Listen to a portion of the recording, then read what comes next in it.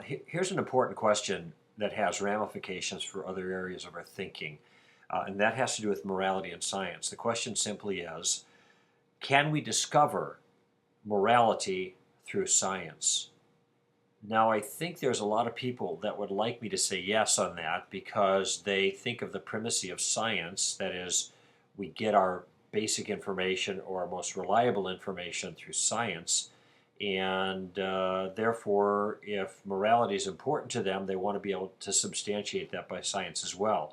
The simple answer to the question, though, is no, you can't discover morality through science, and the reason is that they are entirely different disciplines. They deal with entirely different things. And indeed, science depends on morality to exist prior to it before science can even exist. Let me cash that point out real quickly for you. In order for science to work, there's a certain methodology that you have to put in play. Now, what if you say that you have followed the methodology, but you actually haven't? You say that you've done experimental science in a certain way and that it's come to certain conclusions that allows you to make a product that does a certain thing, when in fact the science behind it is misleading and you're misleading on purpose. Well, then you could see that the scientific enterprise has been distorted. And it's been distorted because you have done something immoral. You have lied. You have misrepresented the evidence.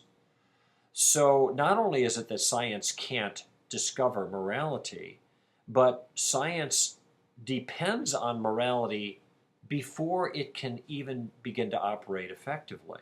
There has to be certain moral principles in place and adhered to before you can trust the deliverances of science. Now, the reason that I say that science can't tell you about morality is because there is nothing in the scientific enterprise that, even in principle, can suggest to you whether a certain action, an action of science or outside of science, is a right or a wrong action.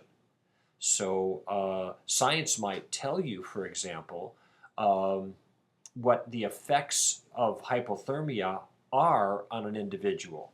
So your body temperature goes down, this is what happens, and it might even suggest to you what the range of lowering of the body temperature is before you're really in jeopardy of losing your life. But what science can't tell you is whether it's okay to take a human being and stick that human being into a vat of ice water, in order to test their temperature to see how low it goes before they die.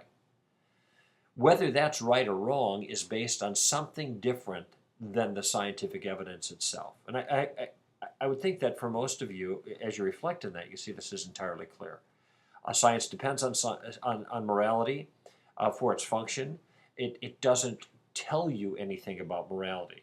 Now, here's an applicational point, though, that's really critical once you realize this.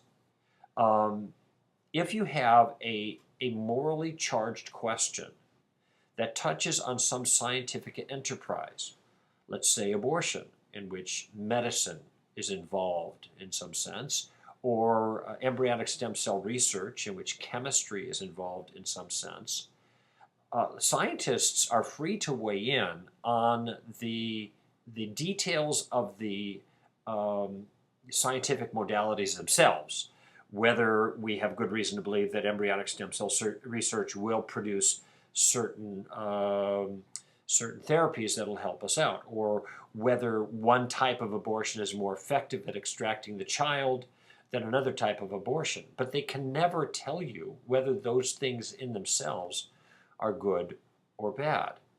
And therefore, when we have public discussions about these issues, it seems that it's common for people to want to trot the scientists out to say, well, this is something that's going to be helpful, there's no moral problem with this, there's no difficulty, look at the good it will accomplish, etc.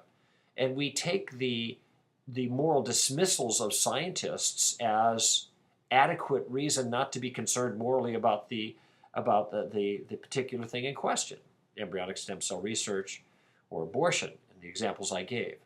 But of course, scientists have no special training that will allow them to reflect morally on anything. And they may be able to reflect morally well on something, but not in virtue of being a scientist. And so their scientific credentials are unrelated to their moral assessment. And so this is a mistake you never want to make. You never want to simply dismiss moral concerns about something that touches the scientific enterprise simply because a scientist has told you from his position as a specialist in physics or chemistry or medicine that he's completely comfortable with the behavior, because that tells you nothing about the morality. Morality is really a subset of philosophy, not a subset of science. And so it is the philosophical, theological elements that bear most importantly on the moral questions, not the scientific elements.